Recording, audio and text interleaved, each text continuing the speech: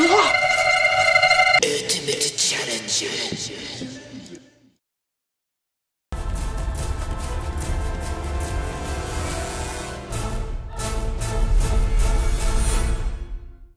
Hey, I'm Dave Klein of GameZombie.tv, and I'm here with Ken Balough of Sega Digital, and we're talking about Sonic 4 Episode 1. Absolutely. So I'm wondering, being that it's Episode 1, is it going to be finalized at all? Is it a full game, or does that mean we're going to be looking at like a short tidbit of a game? We definitely are going to be looking at a short game. Sonic 4 is a really large saga of a game, so what we've decided to do is really for, as a promise to the fans and for best of the consumer, we've split it up into a finite amount of episodes.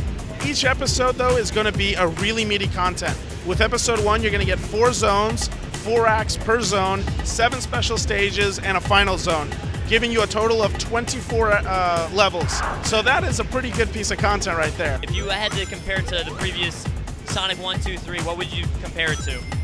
My feeling is a little bit like it takes a lot of really cool elements from Sonic 2. It takes some cool elements from Sonic 3, and it sort of meshes it and gives it another sort of evolution. One of the main things we're doing is we're adding the homing attack for the first time in a 2D Sonic game, you know, within the proper timeline.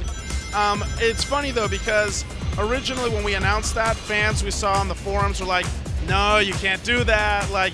So we built the levels so that you can play without using that mechanic. But we've noticed here at E3, as we have it playable, once fans play with it, it changes the tempo, and fans really have gravitated towards it.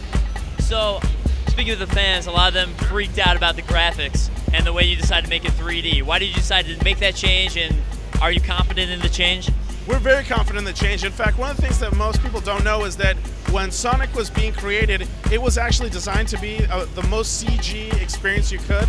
Obviously, in the 16-bit days, that meant a little bit differently than it does today. Yeah. But Sonic 4 really does live within that same spirit. If you guys noticed or remembered, Sonic 3, actually, the model was a little different. It was a little rounder, a little bit more 3D. Every single game, we've done more and more 3D with them. This feels like that natural evolution, but now you've got stunning HD graphics to go along with it. I'm kind of curious what the gem zones are going to be looking like I'm assuming there's emeralds, Chaos Emeralds here. What are those going to look like? There's absolutely Chaos Emeralds. They're going to look just as you would have envisioned them to look like in HD.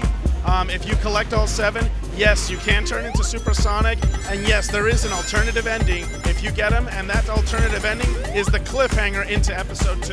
But as far as the actual Chaos Emerald Zone, are those inspired at all from the previous Sonics, or is it completely new? Oh, absolutely. Inspired from the previous Sonics. In fact, the special stages, we can tell you, are inspired from Sonic 1.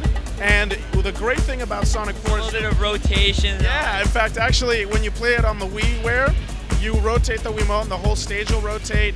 PSN, you use the 6-axis control. If you play it on the iPhone, you'll do the same thing. So 360, you're kind of screwed then? No, actually, because some people may feel that you get a little bit more accuracy using the controls. So you have the option with all of them of how you want to play it. It's really up to the player, though. Are we going to be seeing any returns of Tails, Knuckles, or anyone from the advanced games or other random spin-offs? My best answer to that is this is just Episode 1. Okay. All right, well, again, what is the release date on Episode 1?